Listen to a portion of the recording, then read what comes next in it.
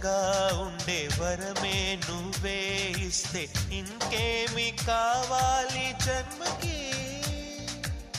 మచ్చలేని చంద్రుడిని మాట రాక చూస్తున్నా, వరస కాని బంధుని చొరవ చేసి అంటున్నా, ఇంకెప్పుడు ఒంటరినని అనరాదని, నీకు సొంతం అంటే నేనేనని. కొమ్మ కొమ్మ విన్నావమ్మ కోయిల వస్తుంది, వస్తూ వస్తూ తనతో వెన్నెల వెలుగులు తెస్తుంది.